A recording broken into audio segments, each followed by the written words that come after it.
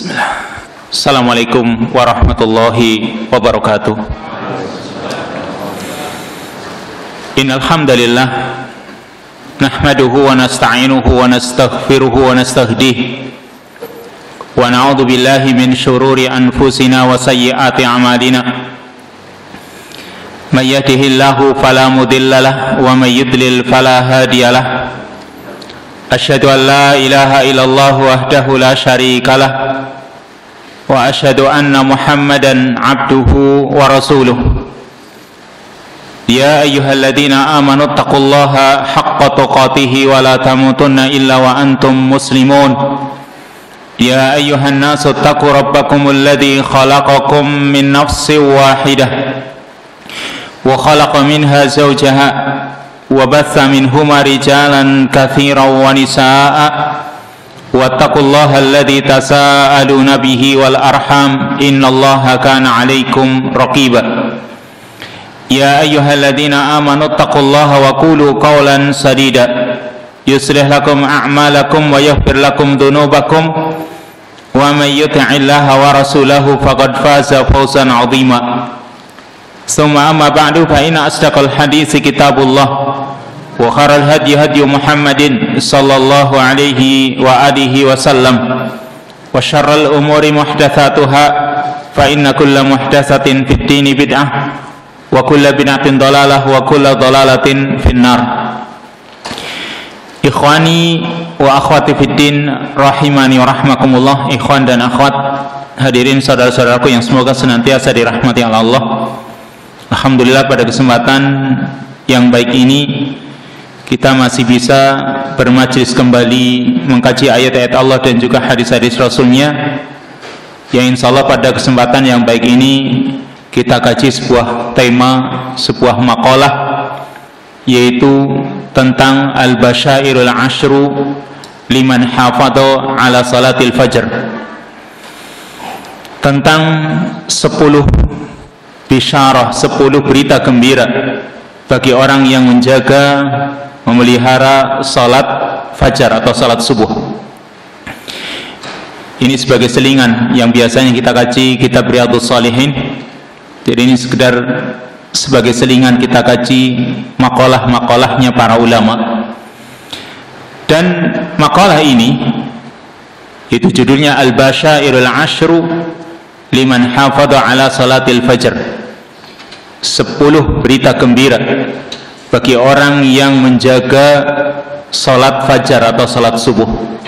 Ini banyak makalahnya para ulama, tulisan-tulisan para ulama yang saya rangkum dari beberapa tulisan yang ada, yaitu para ulama mengawalinya dengan menjelaskan tentang manzilatus shalah, tentang kedudukan salat, bahwa kita mengakui salat itu memiliki kedudukan yang sangat tinggi dalam agama Islam kita ini, karena salat memiliki kelebihan dibanding seluruh ibadah-ibadah yang lain kecuali tauhid.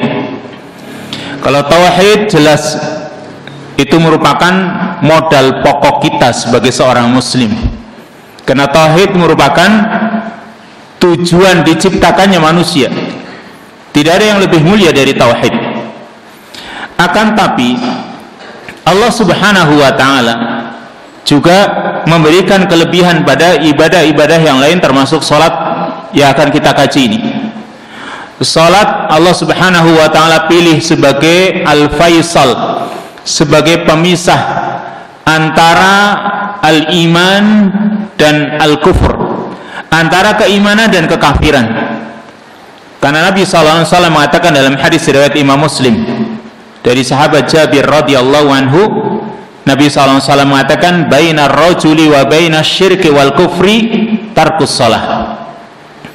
Antara seseorang dengan kesyirikan dan kekafiran itu adalah tarkus shalah, meninggalkan salat. Ketika orang sudah meninggalkan salat, dia bisa masuk kepada kesyirikan dan kekafiran, karena ini pemisahnya.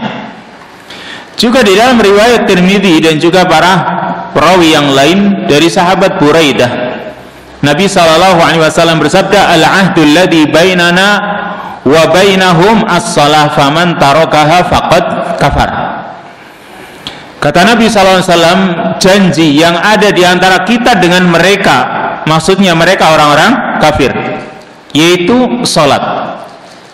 Faman tarakaha faqad kafar, maka barang siapa yang meninggalkannya maka sungguh dia telah kafir. Ini nas-nas yang banyak yang menerangkan tentang fadilah atau manzilatus shalah. Maka karena pentingnya salat sampai kewajiban salat atau diwajibkannya salat, Allah Subhanahu wa taala memi'rajkan nabinya sallallahu alaihi wasallam ke langit 7 dalam rangka untuk mendapatkan wahyu atau perintah salat. Berarti diwajibkannya salat itu tidak seperti ibadah yang lain. Kalau ibadah lain melalui malaikat Jibril, tapi khusus ibadah salat Nabi SAW dimi'rajkan dan langsung Allah perintahkan untuk menyampaikan kepada umatnya urusan salat ini tanpa perantara. Allah Subhanahu wa taala mi'rajkan nabinya. Yang ini semua supaya kita sebagai umat menyadari tentang pentingnya ibadah salat ini. Dan kita ketahui bahwasanya salat itu merupakan imaduddin, tiang agama. Yang ketika tiang agama itu runtuh, tiang agama itu tidak beres, maka nantinya agama kita itu juga bisa runtuh, wal'iyadu billah. Di dalam hadis yang diriwayatkan oleh Al-Imam At-Tabrani, sekalipun hadis ini didhaifkan oleh Al-Albani, Nabi SAW mengatakan, la dina liman la salata lahu. La dina liman la salata lahu, tidak ada agama bagi orang yang tidak memiliki salat. Innama mawdi'us salah minad din ka mawdi'ir ra'si minal jasad. Sesungguhnya kedudukan salat dalam agama ini seperti kedudukan kepala dalam jasad manusia, dalam tubuh manusia. Berarti salat itu memiliki kedudukan yang tinggi. Ada satu hadis yang dalam lafaz-lafaznya jelas akan banyak menunjukkan pentingnya salat. Ini hadis yang cukup panjang, tapi di dalamnya lafaz-lafaznya banyak yang menunjukkan tentang pentingnya salat.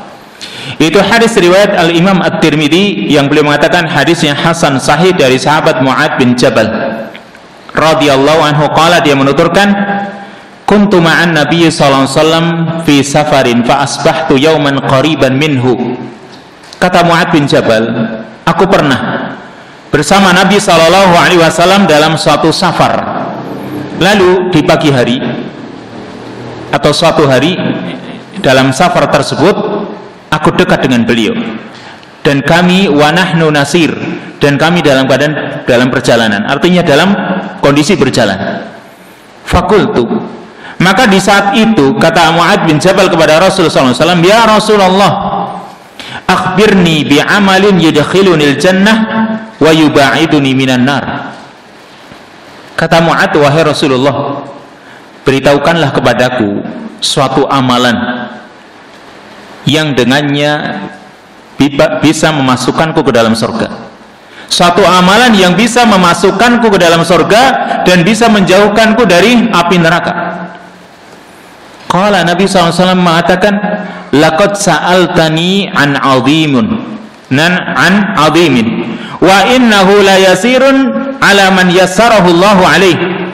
Kata Nabi, sungguh kamu telah bertanya kepadaku tentang perkara yang agung, tentang perkara yang besar, tapi sungguh perkara tersebut benar-benar mudah bagi orang yang Allah mudahkan. Ini Nabi SAW mengatakan tadi, sungguh engkau wahai Mu'ad bertanya kepadaku tentang perkara yang agung, tapi sebenarnya mudah bagi orang yang Allah mudahkan. Apa itu? Perkara yang bisa memasukkan manusia ke dalam surga dan menjauhkan manusia dari api neraka. Kata Nabi, ta'budullaha wa la tusyriku bihi syai'an wa tuqimus shalah wa tu'ti zakah wa tasumu ramadan wa tahujjul bait. Kata Nabi SAW, kamu beribadah kepada Allah dan jangan menyekutukan kepadanya dengan suatu apapun. Wa tuqimus shalah, kamu dirikan salat. Wa tu'tiz zakah, kamu tunaikan zakat. Wa tasumu Ramadan, kamu berpuasa di bulan Ramadan. Wa tahujjul bait, dan kamu tunaikan ibadah haji ke Baitullah. Ini amalan yang akan memasukkan orang ke dalam surga dan menjauhkannya dari api neraka. Yang sebenarnya seperti yang dikatakan oleh Nabi, mudah bagi orang yang memang Allah mudahkan.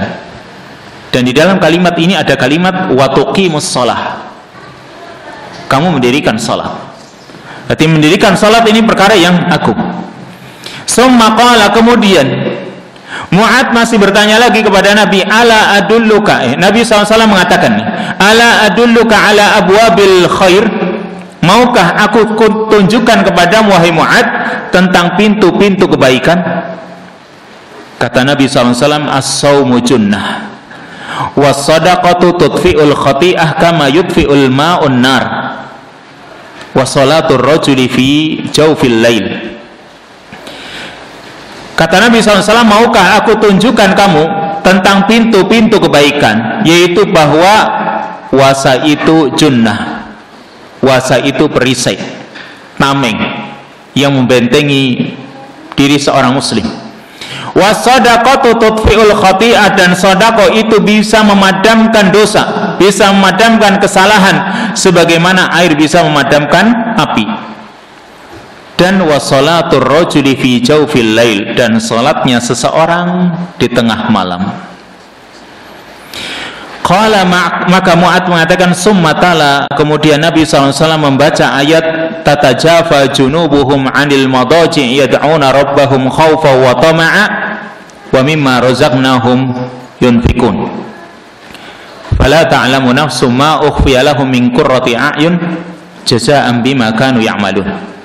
Kemudian Nabi SAW membaca ayat ini, tatajafa junubuhum 'anil madaji', punggung-punggung mereka jauh dari ranjang-ranjang mereka, sampai firman Allah Ta'ala, ya'malun jazaa'an bima kanu ya'malun.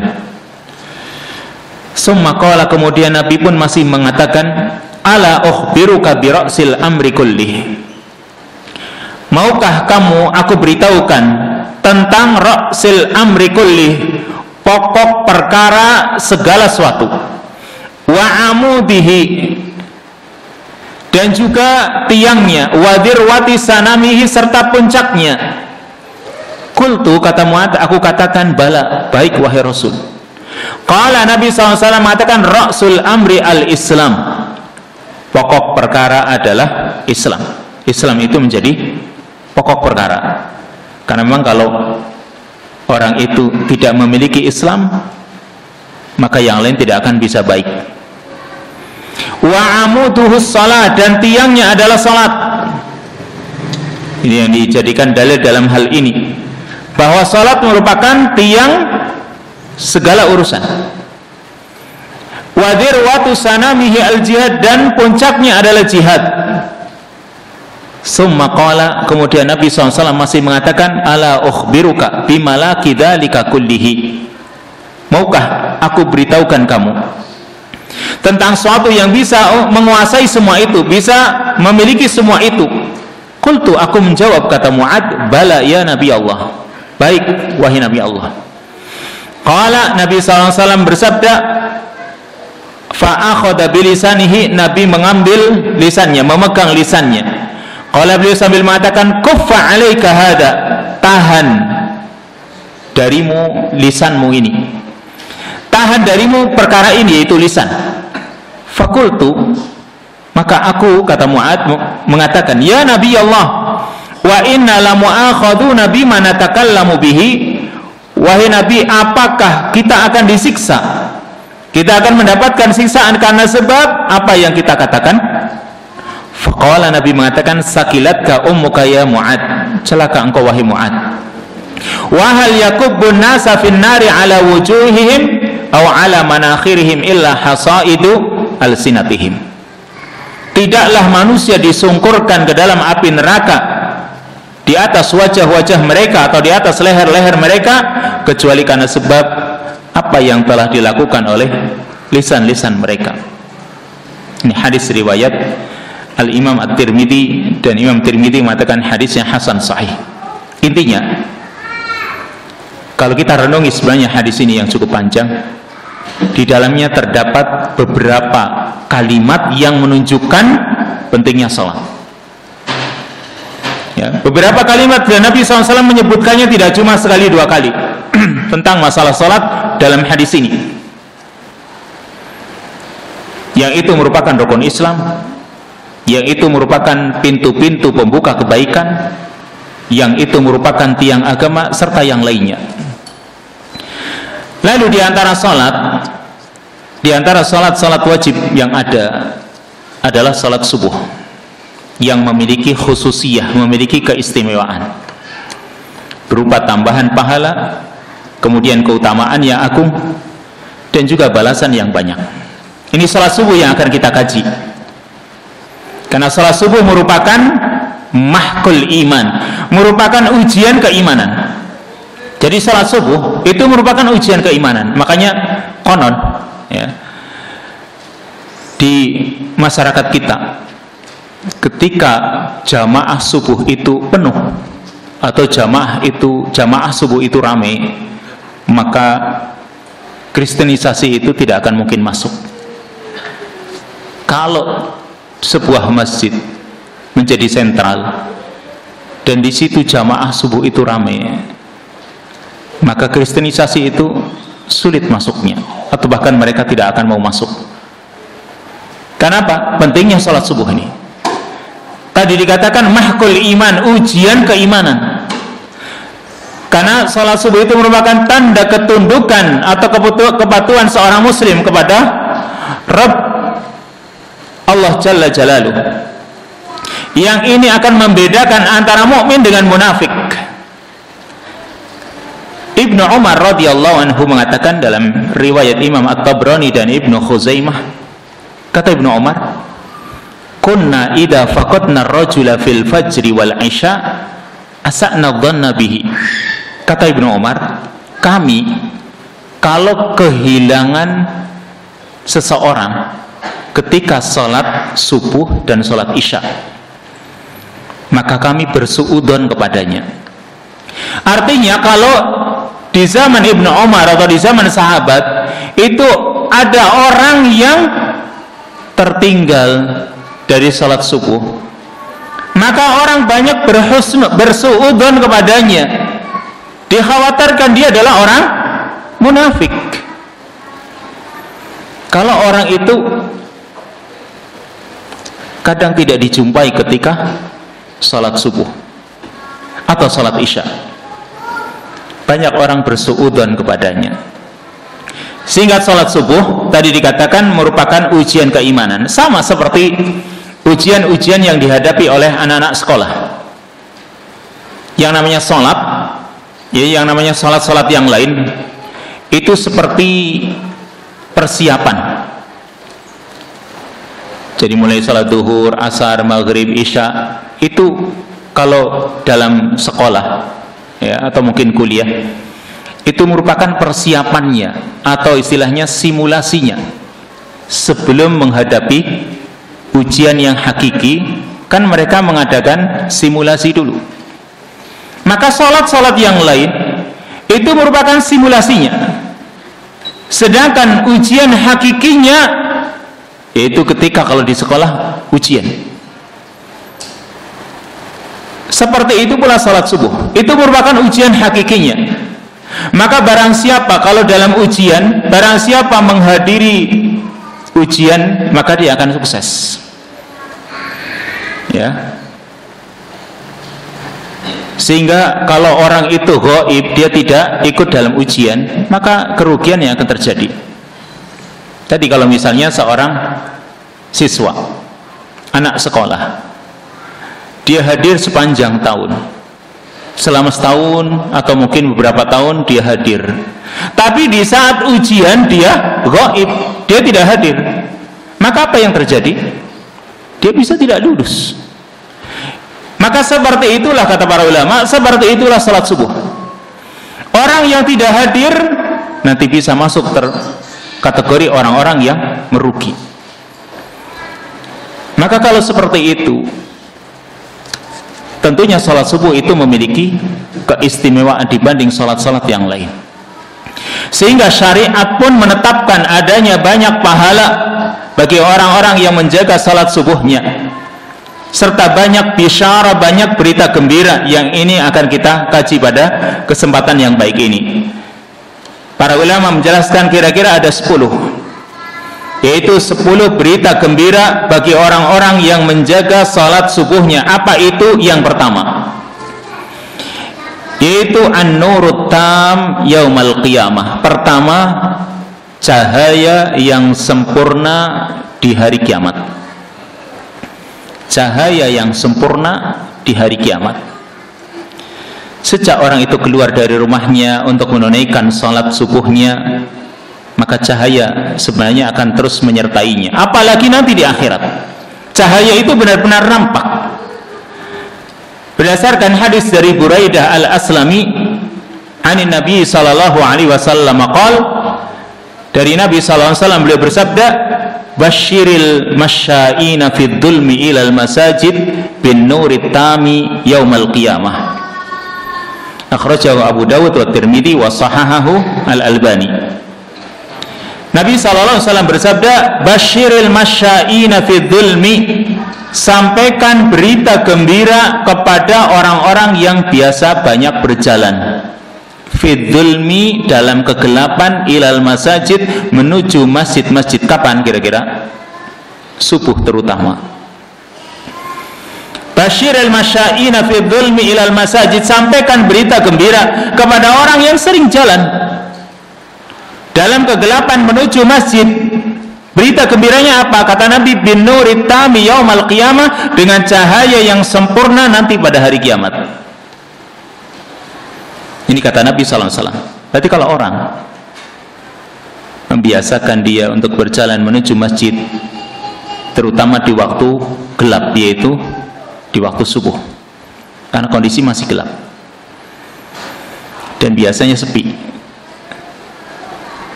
maka sampaikan berita gembira, kata Nabi, dengan cahaya yang sempurna nanti pada hari kiamat.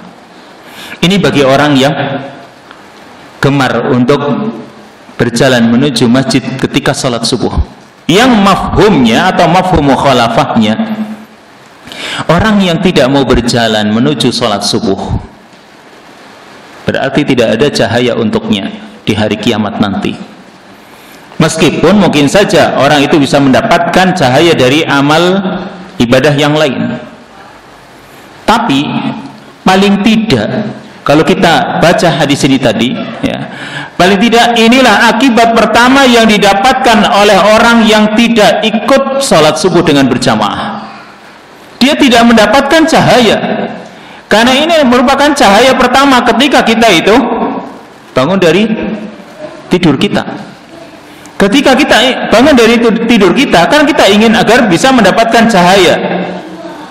Cahaya di dunia ini, dan yang terpenting nanti di akhirat. Karena cahaya di akhirat nanti sempurna dari sholat subuh kita.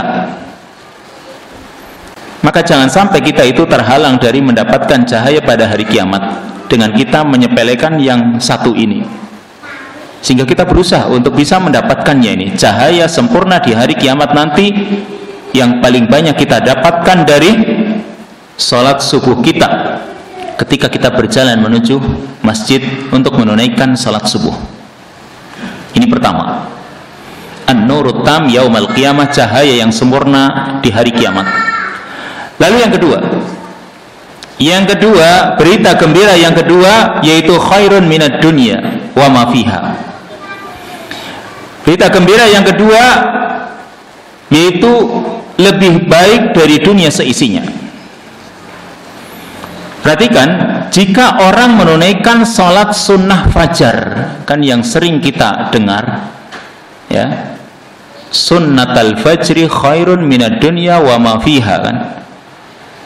Sholat sunnah fajar itu lebih baik dari dunia seisinya. Atau raka'atul fajri khairun minad dunya wa ma fiha. 2 rakaat salat sunnah fajar lebih baik dari dunia seisinya. Ini baru 2 rakaat salat sunnah fajar. Yang tentunya, perhatikan di sini, tentunya kita itu tidak bisa menjaga 2 rakaat salat sunnah fajar kalau kita tidak menjaga salat subuh kita. Karena orang berusaha menjaga salat subuh saja, salat sunnah 2 rakaat fajar ini atau 2 rakaat salat sunnah fajar ini kadang juga terlupakan. Makanya orang ketika ingin mendapatkan pahala yang lebih baik dari dunia seisinya, ada hubungan antara 2 rakaat salat sunnah fajar dengan salat fajar itu sendiri atau salat sunnah, salat subuh itu sendiri. Kalau orang senantiasa menjaga salat subuhnya, makanya akan dia dapatkan pahala yang besar. Karena 2 rakaat salat sunnah fajar saja lebih baik dari dunia seisinya, apalagi salat subuhnya. Sehingga yang akan didapatkan insya Allah dengan orang menjaga salat subuhnya dan biasanya menjaga salat sunnah fajarnya, yang akan didapatkan bukan cuma dunia seisinya, tapi kesenangan, kegembiraan, kenikmatan ketika menjalani hidup ini. Yang orang bisa merasakan lezatnya salat subuh, ya, ketika dia itu sudah merasakan atau tergambar, terbayang dalam dirinya pahala yang begitu besar, bahwa dia telah merengkuh dunia ini. Kalau orang merasa telah merengkuh dunia ini, kan ketika menjalankan salat subuh itu terasa ringan, karena terbayang olehnya pahala yang besar yang dikatakan khairun minad dunya wa ma fiha, lebih baik dari dunia seisinya. Nah sekarang sebaliknya, orang yang tertinggal dari salat subuh, maka dia tidak akan bisa mendapatkan di dunia ini kecuali cuma kehinaan, kelemahan, dan akhlak yang tidak baik, akhlak yang jelek. Dari raut mukanya saja kadang nampak kelihatan wajahnya cemburut, wajah masam, pandangan yang tidak stabil gitu, pandangan yang mungkin hanya sekedar meremehkan, menyepelekan. Maka sekali lagi, ini ujian yang hakiki bagi orang yang beriman. Apakah dia benar-benar beriman atau bisa terjerumus kepada sifat kemunafikan? Maka ujian hakikinya adalah salat subuh. Ini yang kedua, yaitu khairun minad dunya wa ma fiha. Lalu yang ketiga, berita gembira yang ketiga bagi orang yang menjaga salat subuh, yaitu hasdul hasanat. Orang itu bisa memanen banyak kebaikan, orang bisa merengkuh banyak kebaikan dengan orang menjalankan salat subuh, terutama dengan berjamaah. Coba bayangkan, ketika orang datang dengan berjalan kaki, jelas dia akan dapatkan pahala yang begitu banyak. Kemudian dia menunggu imam yang datang, dia masih menunggu, dia juga menjalankan salat, maka berarti pahala itu terus dia dapatkan. Selagi dia tertahan untuk menunggu salatnya, maka dia sedang mengumpulkan banyak pahala. Karena di dalam hadis riwayat Imam Ahmad dari Uqbah bin Amir, Nabi SAW mengatakan, man kharaja min baitihi ilal masjid kutiba lahu bi kulli khutwatin yakhtuha 10 hasanat wal qa'idu fil masjid yantadiru shalah kal qanit wa yuktabu minal musallina hatta yarji'a ila baitihi. Kata Nabi SAW, barang siapa yang keluar dari rumahnya menuju ke masjid, maka dituliskan untuknya setiap langkah yang dia langkahkan 10 kebaikan. Setiap langkahnya 10 kebaikan.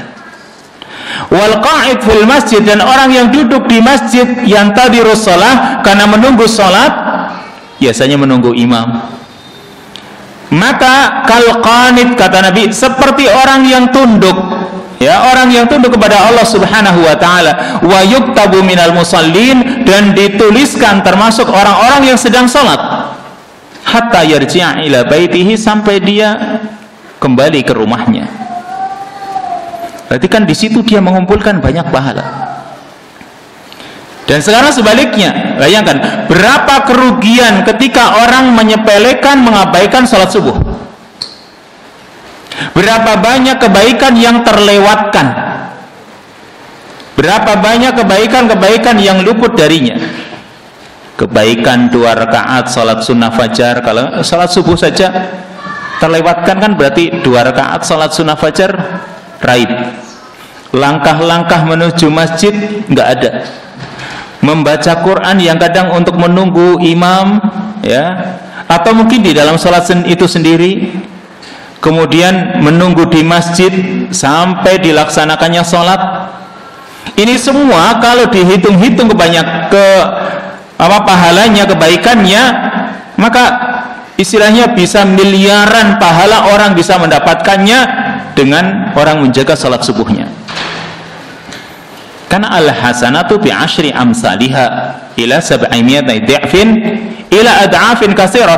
Satu kebaikan dilipat gandakan menjadi 10 kali lipat sampai 700 kali lipat sampai berlipat ganda ila an yasha Allah, sampai Allah menghendaki yang lebih dari itu. Sehingga orang yang tidak ikut sholat subuh berarti terlewatkan darinya banyak kebaikan, termasuk doanya malaikat. Doanya malaikat ini juga kebaikan, terlewat darinya. Kita ketahui yang namanya malaikat itu kan makhluk ibadur rahman, hamba-hamba Allah yang la ya'sunallaha ma amarahum wa yaf'aluna ma yu'marun. Mereka tidak pernah bermaksiat, ya, tidak pernah bermaksiat kepada Allah dan selalu melakukan apa yang diperintahkan. Maka kalau mereka berdoa, tentu doa mereka mustajab. Mereka itu makhluk yang tidak pernah bosan, yusabbihuna al-laila wan nahar la yafturun. Mereka senantiasa bertasbih di malam hari dan di siang hari dan mereka tidak pernah bosan. Ini makhluk yang bernama malaikat. Nah, kalau mereka mendoakan, ini berarti yang kita dapatkan kebaikan. Apa yang didoakan oleh para malaikat? Mereka memohonkan rahmat untuk kita, memohonkan ampunan untuk kita, sehingga yang akan kita dapatkan insyaallah kebaikan yang banyak. Ini yang ketiga, hasdul hasanat. Dengan orang menjaga salat subuhnya berarti dia merengkuh banyak kebaikan. Yang keempat, yaitu syahadatul malaikah. Yang keempat, persaksiannya para malaikat. Ketika salat itu sudah diiqomati dan orang masuk ke dalam salatnya, di saat itu orang berdiri di hadapan Allah Malikul Muluk, penguasa langit dan bumi ini. Dan ini terjadi di semua salat. Ketika orang itu sudah masuk ke dalam salatnya, berarti kan dia di hadapan Allah Subhanahu wa taala. Sedangkan ketika sholat subuh, malaikat ikut menyaksikannya. Malaikat ikut menyaksikannya, bukan cuma dia di hadapannya Allah Subhanahu wa taala, tapi malaikat juga ikut menyaksikannya. Di dalam surat Al-Isra ayat yang ke-78 Allah mengatakan, Aqimis salata liduluki syamsi ila ghasaqil laili wa qur'anal fajr inna qur'anal fajri kana mashhuda. Dirikanlah salat ketika tergelincir matahari sampai permulaan malam. Wa Qur'an al-fajr, dan waktu subuh. Inna Qur'an al-fajri kana masyhuda, karena sungguhnya waktu fajar yaitu waktu subuh, masyhudan kata Allah disaksikan. Ini kata Allah, inna Qur'an al-fajri kana masyhuda, sesungguhnya salat di waktu subuh itu masyhudan, disaksikan. Dan maksud disaksikan adalah disaksikan oleh para malaikat. Maka kalau orang melaksanakan salat subuh, para malaikat menyaksikannya. Sebaliknya, orang yang melalaikan salat subuhnya berarti dia kehilangan persaksiannya para malaikat. Para malaikat bersaksi untuk apa sih? Nah, mereka menyaksikan orang-orang yang melaksanakan salat subuh. Mereka berkumpul untuk menulis, mencatat hamba-hamba Allah Subhanahu wa taala yang tunduk terhadap perintah Allah, yang mau memenuhi ajakan Allah. Berarti kalau orang tidak hadir, dia tercatat bersama orang-orang yang an-naimin, al-ghafilin, at-tarikina li salatis subh. orang-orang yang tertidur, orang-orang yang lalai, orang-orang yang meninggalkan sholat subuh, kalau dia nggak hadir. Dan kira-kira apa alasan ketika manusia nanti dihisab di hadapan Allah? Coba, kalau orang itu tidak ikut sholat subuh dengan berjamaah, meskipun dengan berbagai alasan, kira-kira nanti ketika dihisab oleh Allah Subhanahu wa ta'ala, dia bisa nggak? Punya alasan-alasan nggak yang kira-kira diterima oleh Allah Subhanahu wa ta'ala? Dan kita harus sadari, hisab itu berat nanti. Ditanya tentang apa yang ada dalam kitab catatan kita, itu namanya hisab. Dan kita ingin agar amalan-amalan kita itu dipersaksikan oleh saksi-saksi yang akan memudahkan kita nanti untuk menjawab pertanyaan-pertanyaan tersebut. Salah satu saksi yang kita inginkan adalah para malaikat yang menjadi saksi untuk kita. Di dalam hadis yang muttafaq alaih dari sahabat Abu Hurairah, Nabi SAW mengatakan, tajtami'u malaikatul lail wa malaikatun nahar fi salatil fajr. Kata Nabi SAW, para malaikat yang bertugas di malam hari dan para malaikat yang bertugas di siang hari, mereka berkumpul ketika salat subuh, yaitu shiftnya mereka ketemu shiftnya itu di salat subuh, dan semuanya menyaksikan. Maka setelah meriwayatkan hadis ini, Abu Hurairah mengatakan, faqra'u in syi'tum inna qur'anal fajri kana mashhuda. Bacalah jika kalian mau ayat inna qur'anal fajri kana mashhuda. Sesungguhnya salat di waktu subuh itu disaksikan. Dan ini yang kita inginkan. Maka kalau kita itu menyadari salat subuh kita itu disaksikan oleh para malaikat, kan menjadikan kita lebih semangat. Sadari hal itu. Ini yang keempat, syahadatul malaikah, persaksiannya para malaikat. Yang kelima, yaitu dukhulul jannah wan najatu minan nar, masuk ke dalam surga dan selamat dari api neraka. Jadi ketika seorang itu masuk dalam sholatnya, berarti dia akan berdiri di hadapan Allah Subhanahu wa ta'ala. Maka Allah Subhanahu wa ta'ala akan memberikan jaminan untuknya berupa surga dan selamat dari api neraka melalui lisan Rasulnya sallallahu alaihi wasallam. Dalam hadis riwayat Imam Muslim, Nabi bersabda, lan yalijan naru ahadun shalla qabla tulu'i syamsi wa qabla ghurubiha, yakni al-fajr wal asr.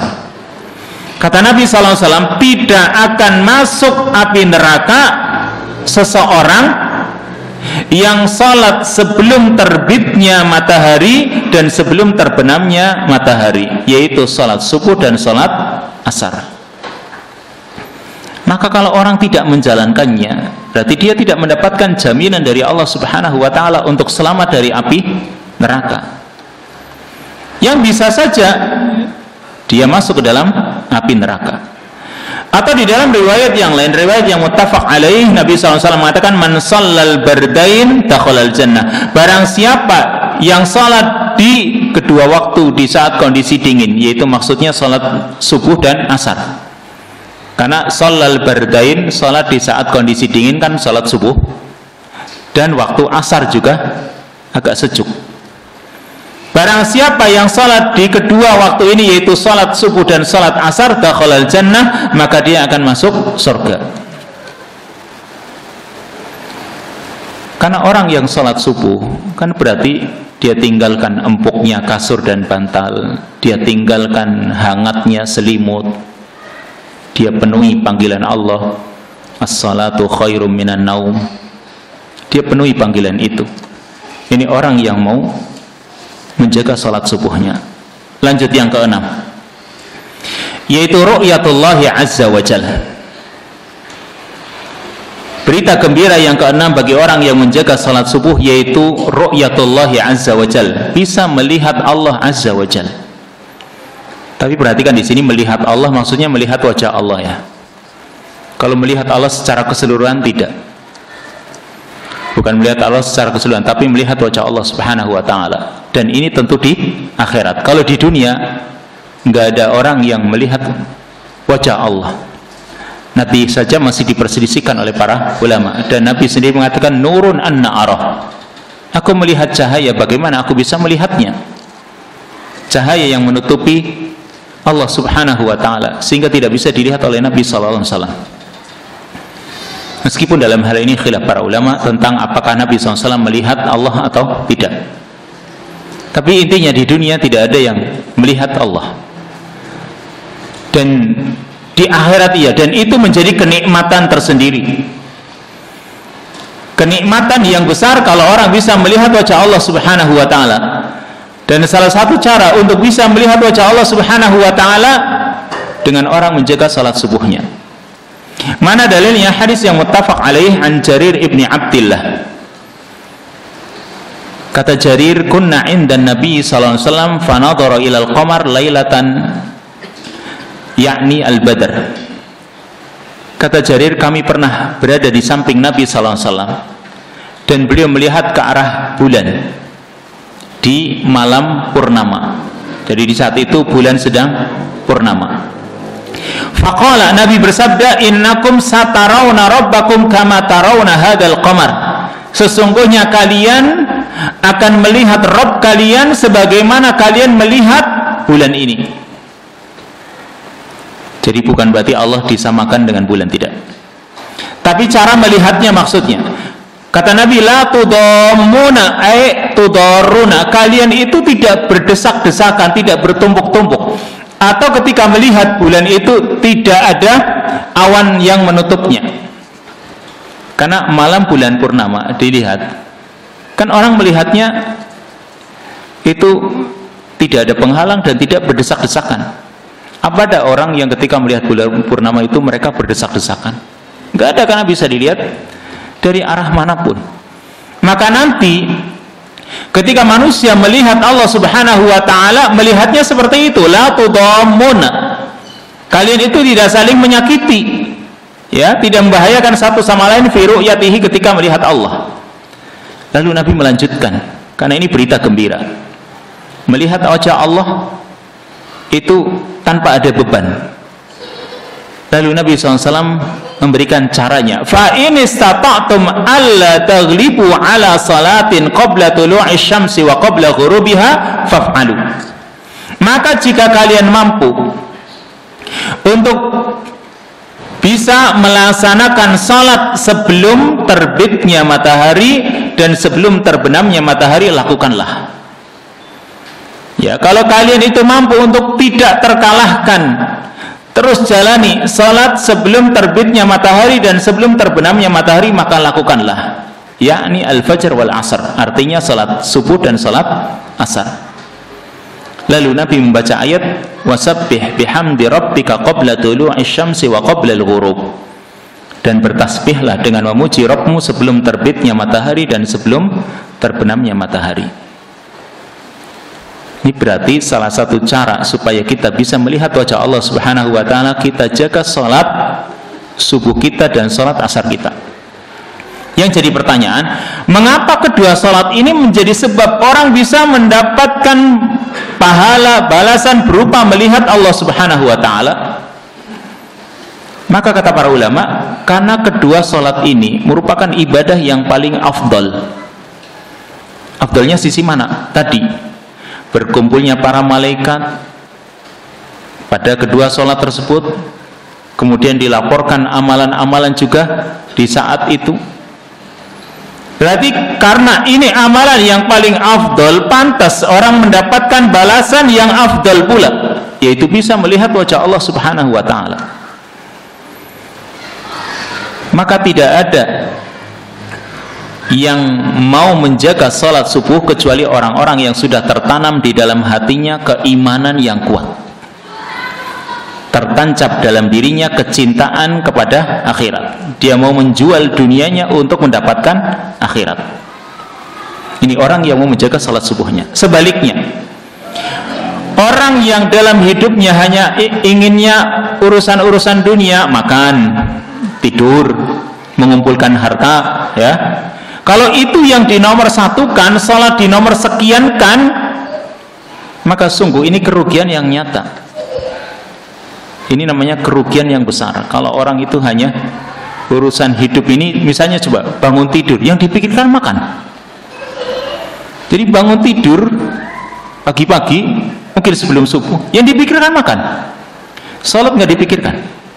Tapi orang yang punya keinginan untuk meraih akhirat, sudah tertanam dalam dirinya kecintaan kepada Allah Subhanahu wa taala, maka dia berusaha mengumpulkan pahala yang besar, salah satunya dengan memperhatikan salat subuhnya.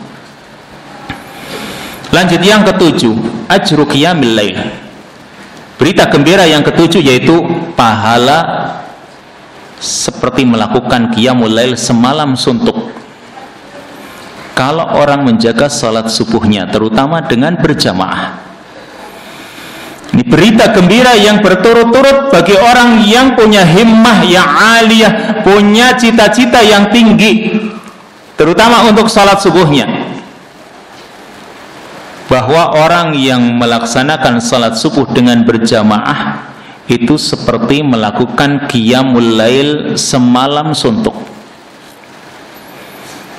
Yang berarti, coba kalau orang itu melakukan qiyamul lail full semalam suntuk, berarti kan dia mengumpulkan pahala yang besar, karena dia melakukan qiyamul lail tanpa tidur. Bisa nggak qiyamul lail tanpa tidur? Kalau sesekali boleh-boleh saja kan gitu. Meskipun kebiasaan Rasul SAW itu paling melakukannya cuma sepertiga malam. Tapi maksudnya di sini orang kalau bisa melakukan qiyamul lail full, maksudnya dia kan akan berarti mengumpulkan banyak pahala, dan itu bisa dilakukan, pahala yang besar itu bisa diraih dengan orang melaksanakan salat subuh dengan berjamaah.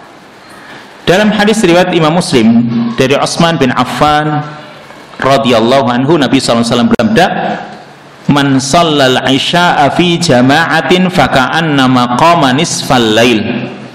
Barang siapa yang salat isya dengan berjamaah, maka seolah-olah dia melakukan qiyamul lail separuh malam, setengah malam. Wa man shalla subha fi jama'atin, dan barang siapa yang salat subuh dengan berjamaah, faka'annama shallal laila kullah, maka seolah-olah dia melakukan salat malam sepenuhnya.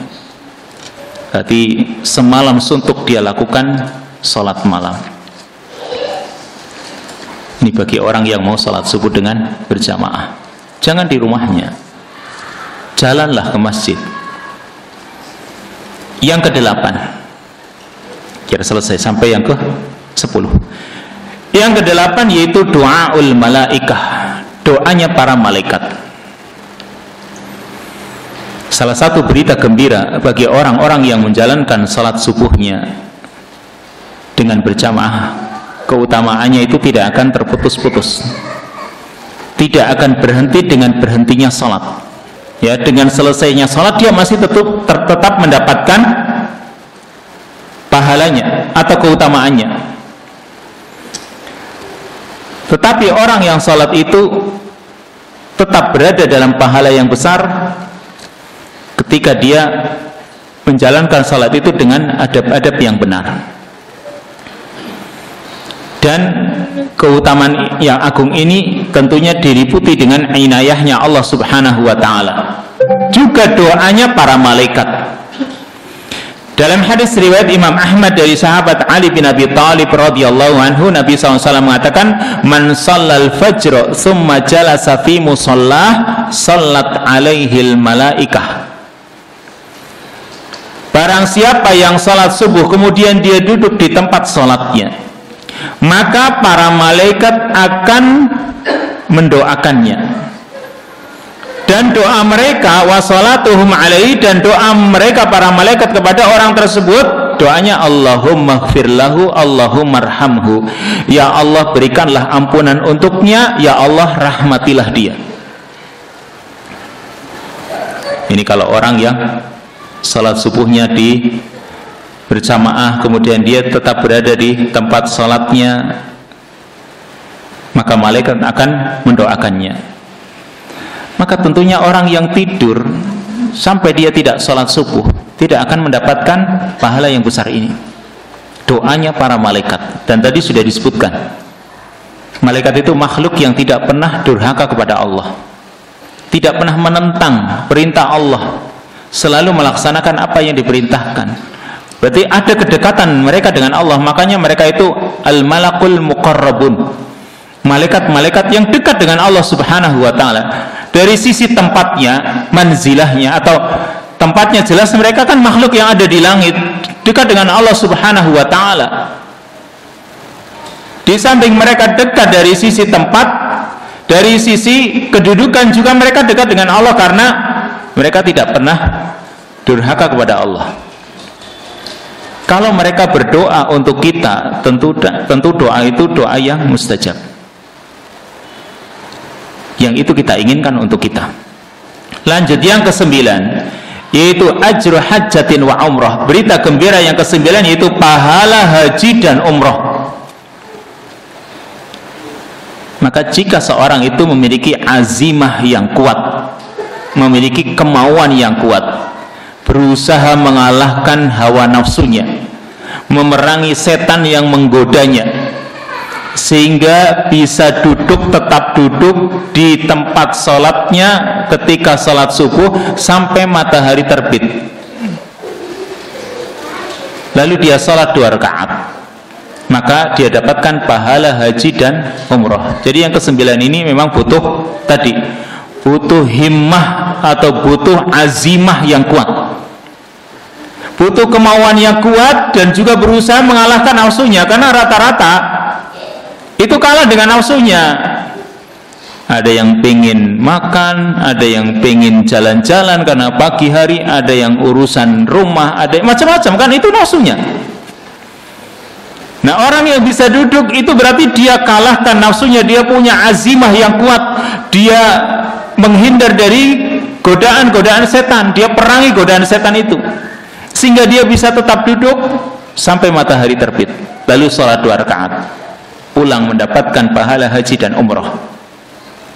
Nabi SAW bersabda dalam hadis riwayat Tirmidzi dan disahihkan oleh Al-Albani dari sahabat Anas bin Malik, man shallal ghadata ay al-fajr fi jama'atin summa qa'ada yadhkurullaha hatta tatlu asy-syamsu summa shalla rak'atain kanat lahu ka ajri hajjatin wa umrah tamatin tamah.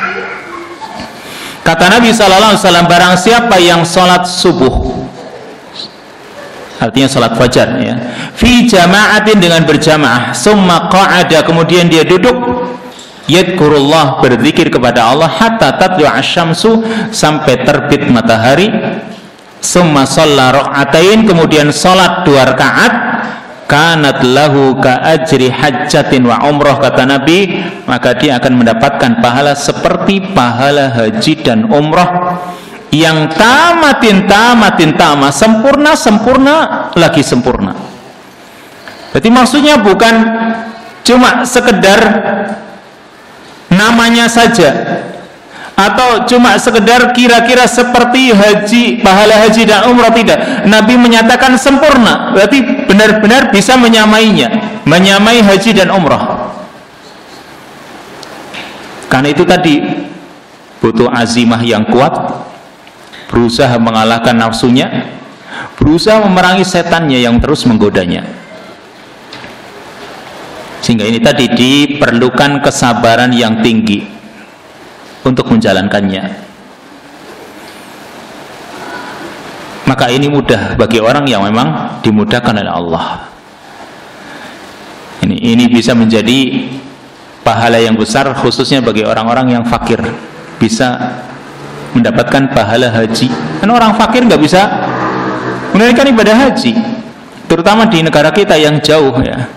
Mungkin kalau orang yang tinggal di sekitar Masjidil Haram, mereka bisa, meskipun miskin, bisa menunaikan ibadah haji. Tapi kita yang jauh-jauh, yang fakir, yang miskin, bagaimana bisa mendapatkan pahala haji dan umrah?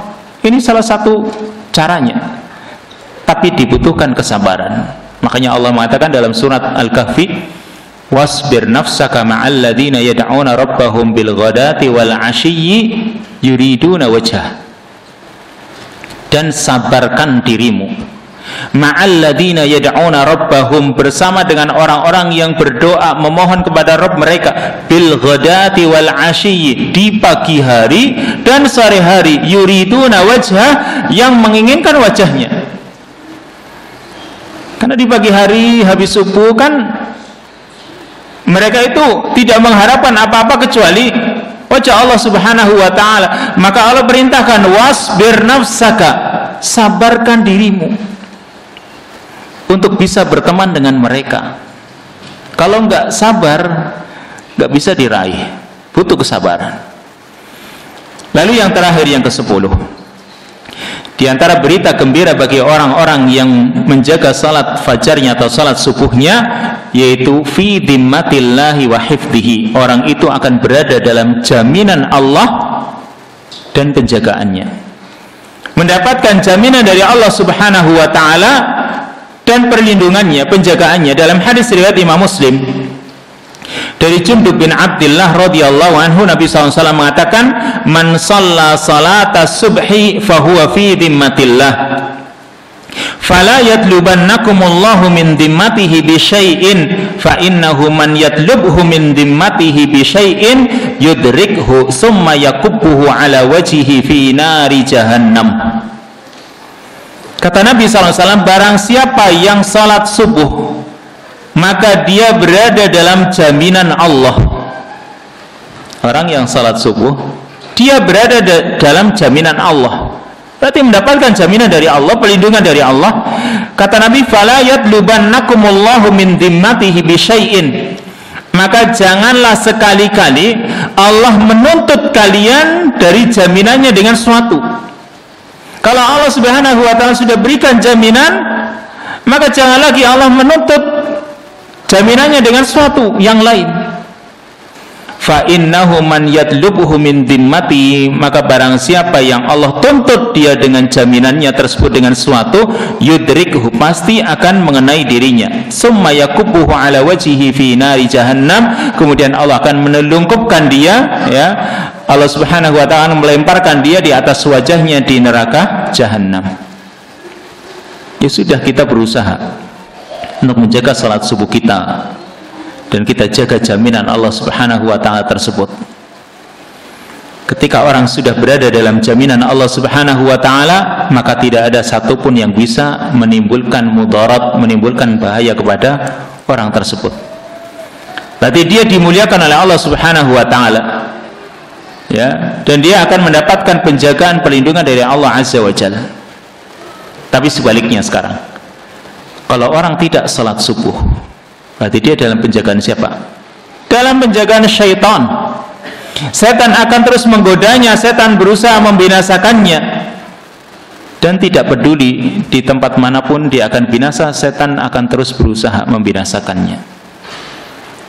Ini jaminan Allah yang kita inginkan, penjagaan dari Allah Subhanahu wa ta'ala kita juga inginkan. Makanya jaga salat subuh kita, sehingga dari bisyarah-bisyarah ini semua yang kita perlu mengkajinya satu persatu kembali, mengingat kembali, ya, dari yang pertama sampai yang ke-10, serta sebenarnya masih banyak yang lain. Ini baru bisyarah, ya, baru berita gembira, belum pahala-pahala di dunia dan juga pahala-pahala di akhirat. Ini baru sekedar bisyarah, berita gembira, belum yang lainnya yang bisa didapatkan oleh orang-orang yang menjaga salat subuhnya terutama, dan juga salat-salat yang lain. Semoga Allah Subhanahu wa ta'ala memudahkan kita untuk bisa menjaga terutama salat subuh kita dan juga salat-salat yang lain, dan semoga Allah Subhanahu wa ta'ala benar-benar memberikan berita gembira itu kepada kita, baik di dunia ini dan juga nanti di yaumul qiyamah, di hari kiamat, ya. Karena itu sangat kita butuhkan, sangat kita perlukan. Yauma la yanfa'u malun wala banun illa man atallaha biqalbin salim. Di hari itu tidak bermanfaat harta dan juga anak-anak, kecuali orang yang menghadap Allah Subhanahu wa ta'ala dengan hati yang selamat. Dan untuk menjaga hati kita supaya selamat kepada Allah Subhanahu wa ta'ala, kita berusaha menjaganya Salah satunya dengan kita menjaga salat subuh kita serta salat-salat yang lain. Wallahu taala a'lam bis-shawab. Subhanakallahumma rabbana wa bihamdika asyhadu an la ilaha illa anta astaghfiruka wa atubu ilaik. Wassalamualaikum warahmatullahi wabarakatuh.